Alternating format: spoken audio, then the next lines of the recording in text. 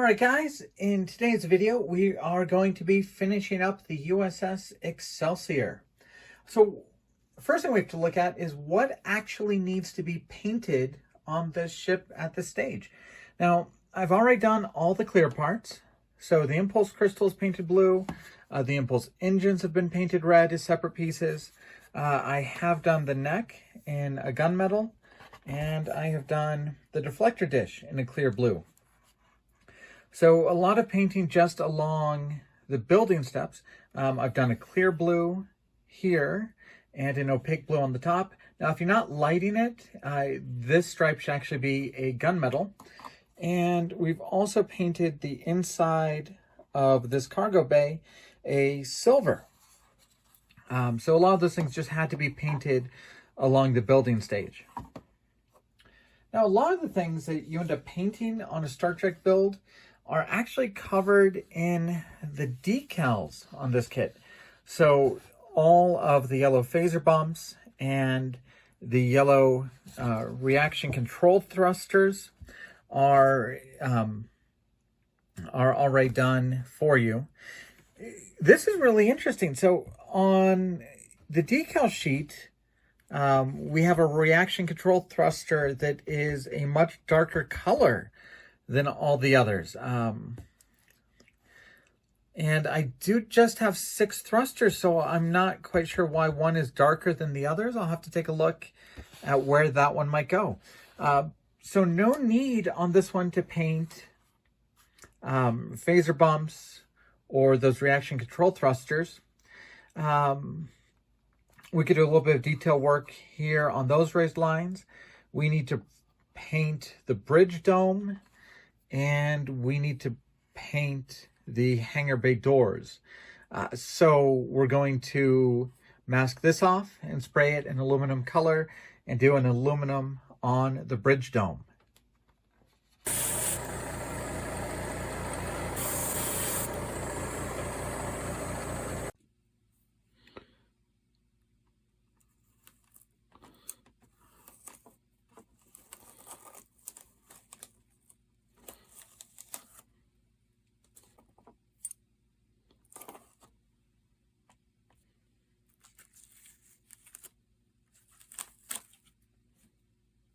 Now, as far as the Aztec decals, this is a separate set sold by AMT/Round 2 that has 3 sheets of decals to decal the entire ship.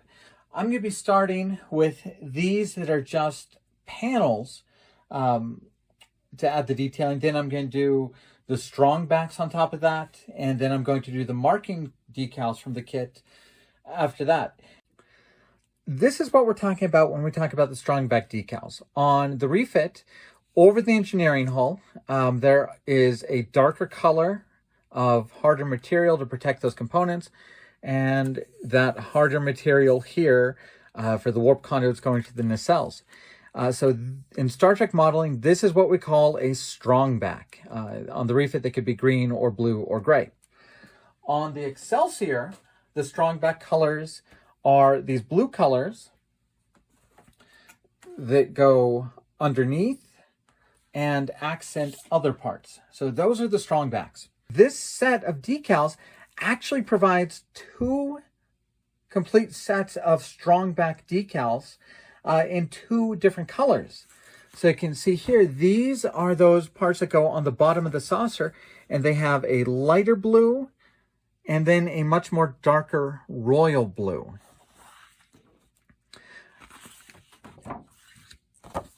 So this entire set here is duplicated. You get the lighter blue and the darker blue for every one of those strong back colors. And then for what I like to call the tiger stripe that goes around the outside of the bridge, you actually get 4 separate versions of that decal. So this is the darker blue color, and you get 2 variations of those tiger stripes. Looks like this one has the blue continue on further. This one has the blue cut off. And then you get both of those variations in the lighter blue. It's coming out very teal or turquoise on my camera right now. It is much more of just a gray blue rather than having any green or teal tint like it might have in the video. All in all, when you add in the kit decals, you actually get a 5th set of those tiger stripes.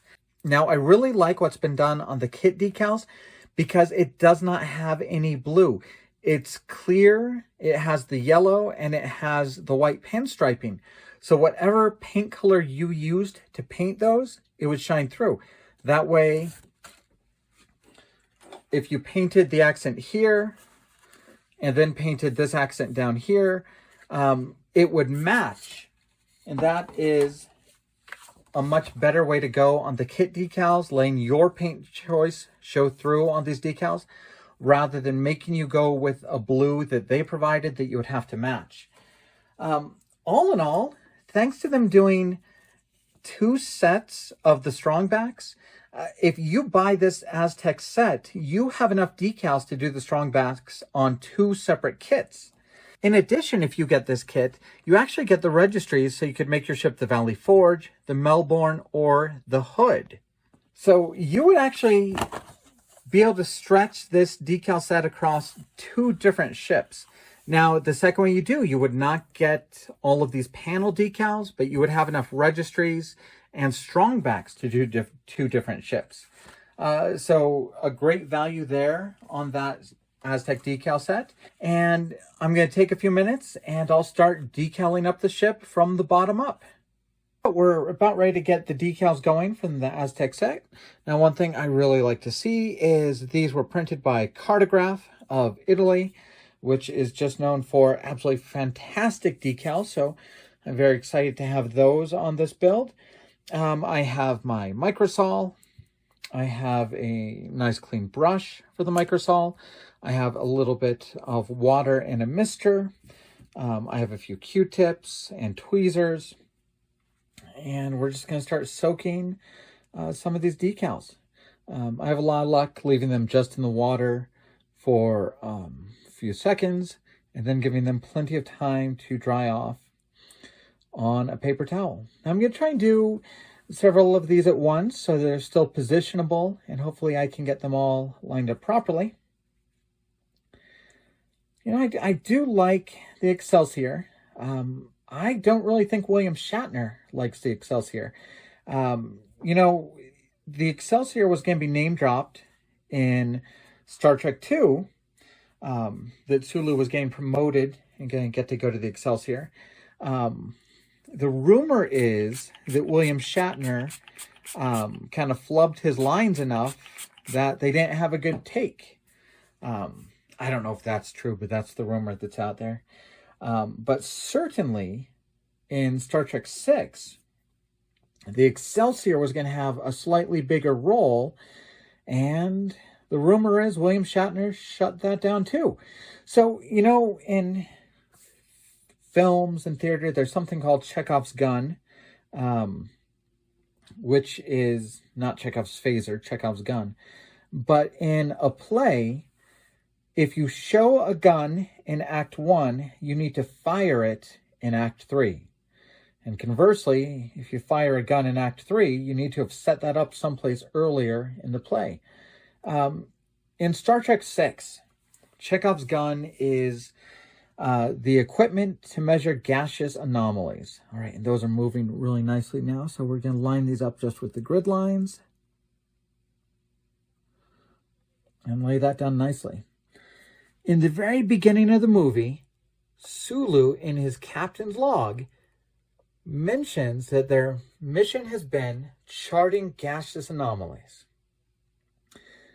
And then, in the very end of the movie, it was actually supposed to be the Excelsior that uses their gaseous anomaly equipment and sensors to modify a torpedo to be able to track Chang's hidden cloaked bird of prey.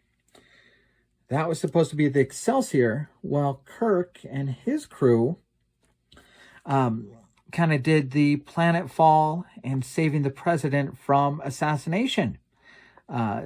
And the story goes that William Shatner did not like the Excelsior being the hero, and so he insisted that that be moved over to the Enterprise.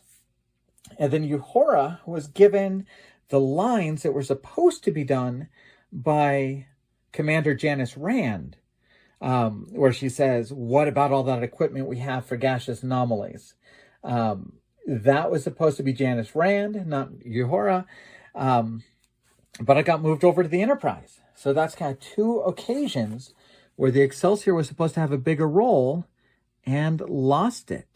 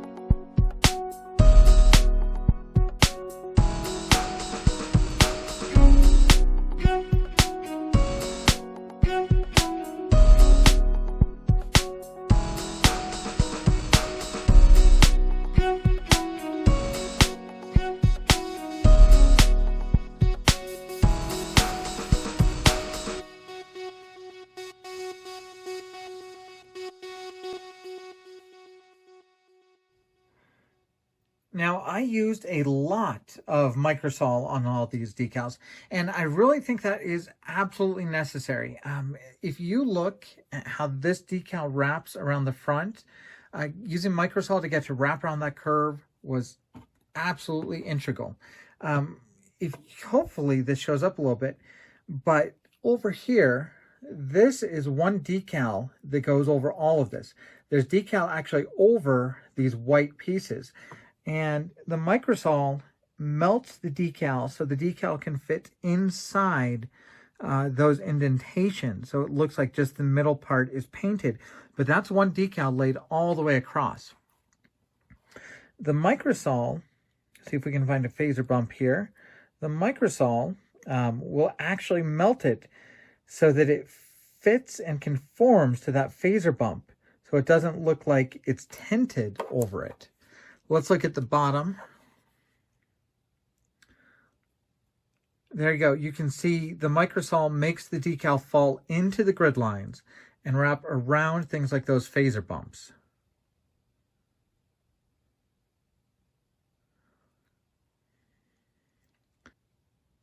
Now you get an extra square of Aztec decals here, and it's not an insignificant size. You get an extra piece here, and that's for a couple reasons. First, they did not provide a decal for the very front of this curved part, so you can cut a portion out here and kind of patch it together yourself. If you were bothered by this long strip being un-Azteced, once again, you could cut strips out of this and Aztec that yourself. Or if you make a mistake, like I did right here, the decal kind of folded over and underneath itself, leaving this part un-Azteced, I can cut a little piece off that extra square and Aztec that up. I thought all the decals on the Aztec set were really great. I especially liked this pinstripe that goes the entire length of the model. That I was able to put on one application, and I felt that turned out pretty well. So I really like that one. I liked all of these blue ones that fit up on top of the saucer. I did like these that wrap around the pylon base.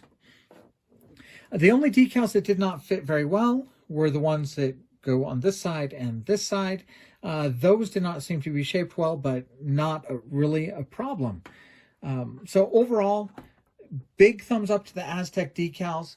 I think they look absolutely great. No ripping, no tearing. They were very repositionable, very nice and sturdy. And using that microsol to get to conform to the model, they look almost painted on. All right, now it's time to just finish up the model with the kit decals. And first, there's a lot here I won't need to use. I don't need to use these sensor bands that go around the saucer. I use the ones from the Aztec decal set. This is the kit's version of that long stripe that goes across the side, so I won't need that. I don't need the tiger stripe. I'm only going to need half of these because you don't need to do it as the NX or the NCC. But I'm going to do the phaser bumps, the control thrusters. I'm going to do some of these red lines that go across on the saucer. I don't need those red lines. Those were actually done on the Aztec decals. I won't need this part. So I only really need about half of what's left on the kit decal to complete this. All right, so these are all the decals left over after the build, both from the kit decals and the Aztec decals. And here are all the parts that are left over. Some of these are left over from the old Excelsior mold. Some of these are the variations pieces for Star Trek VI. And some of these are actually pieces left over from when this mold was used to make the Enterprise B. So now let's take a look at the completed Uss Excelsior Nx 2000.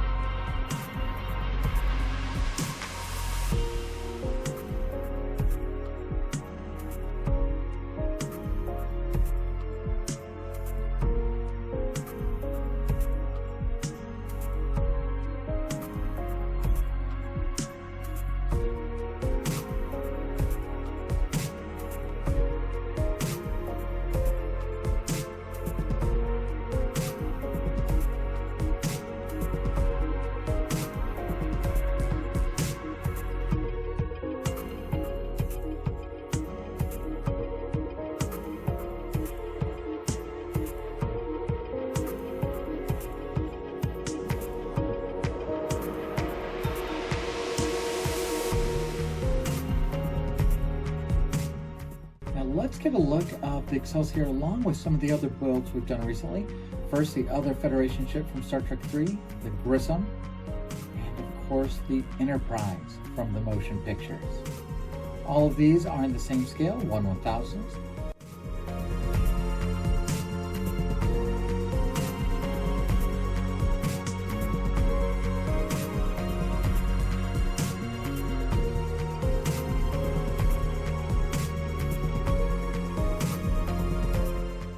Looking at 1/1000 scale ships, let's also compare it to the Enterprise from Discovery.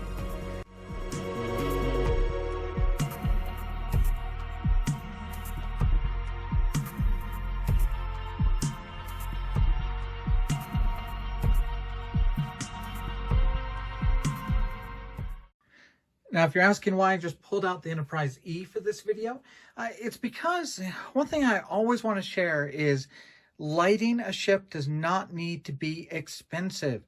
You saw on my Excelsior video, we used LED tape, just a little bit of it, and we got a very nice looking model.